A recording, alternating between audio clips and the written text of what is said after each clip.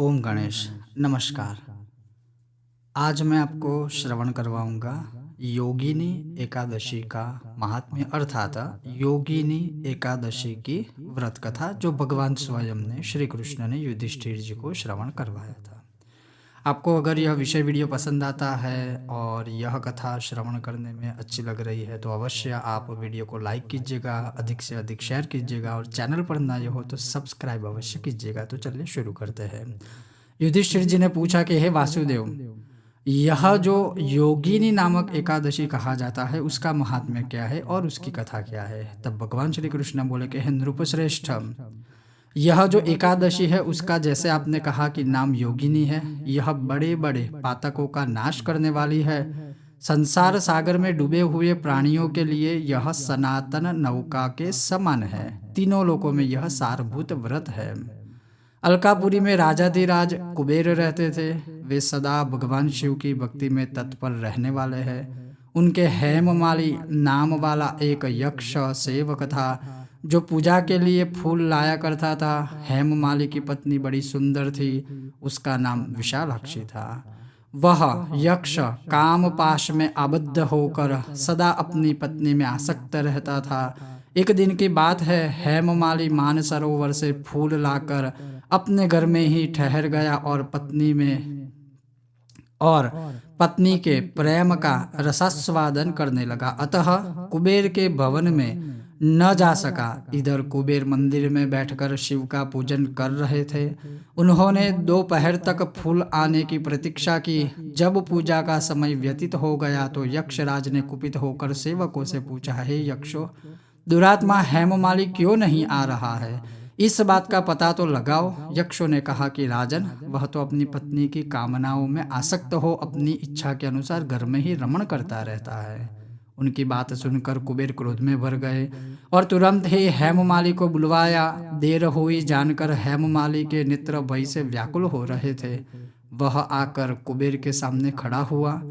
उसे देखकर कुबेर की आंखें क्रोध से लाल हो गई। वे बोले, ओ पापी, ओ दुष्ट, ओ दुराचारी, तूने भगवान की अवहेलना की है। अतः क्रोध से युक्त और अपनी उस प्रियतमा से वियुक्त होकर इस स्थान से भ्रष्ट होकर अन्यत्र चला जा। कुबेर के ऐसा कहने पर वह उस स्थान से नीचे गिर गया। उस समय उसके हृदय में महान दुख हो रहा था। क्रोधों से सारा शरीर पीड़ित था, परंतु शिव पूजा के प्रभाव से उसकी स्मरण शक्ति जो थी वह लुप्त नहीं होती थी। पातक से दबा होने पर भी वह अपने पूर्व कर्मों को याद रखता था। तदनंतर इधर उधर घूमता हुआ वह पर्वतों में श्रेष्ठ मेरुगिरी के शिखर पर गया।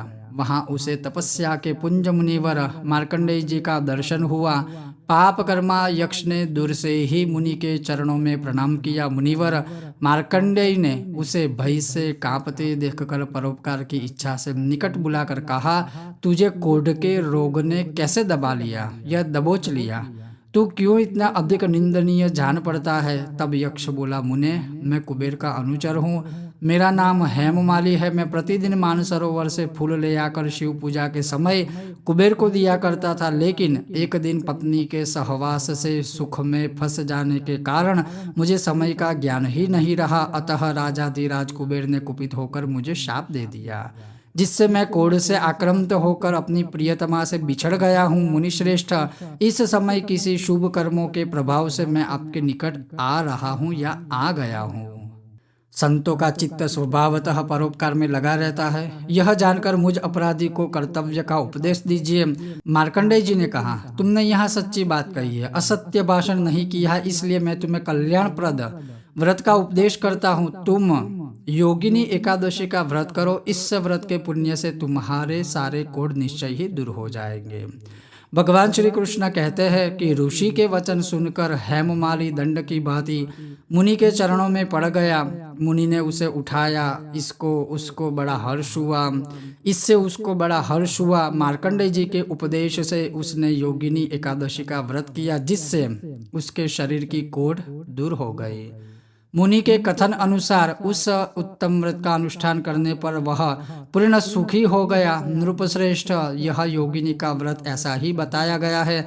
जो 88,000 ब्राह्मणों को भोजन कराता है, उसके समान ही फल उस मनुष्य को भी मिलता है जो यह योगिनी एकादशी का व्रत करता है। इसके पढ़ने, सुनने, किसी को श्रवण करवाने से या स्वयं श्रवण करने से सभी पातकों का विनाश हो जाता है। तो इस प्रकार से यह महान योगिनी एकादशी का जो व्रत कथा है, जो व्रत कथा मैंने आपको श्रवण करवाई, जो भगवान ने श्रवण करवाई थी, और जिसका व्रत करने मात्र से ही शरीर के चमड़ी से रिलेटेड जो भी सारे या चमड़ी से संबंधित जो भी सारे रोग होते हैं, स्पेशली कोढ़ आदि, वह दूर हो जाते हैं। 88,000 ब्रह्म भोजन करवाने से जो फल प्राप्त होता है वह यह योगिनी एकादशी करने से होता है। तो अवश्य ही अगर आपको यह कथा, यह विषय वीडियो पसंद आया हो, लाइक करें, शेयर करें, चैनल पर नए हो तो सब्सक्राइब कीजिएगा। ओम गणेश, जय श्री कृष्ण।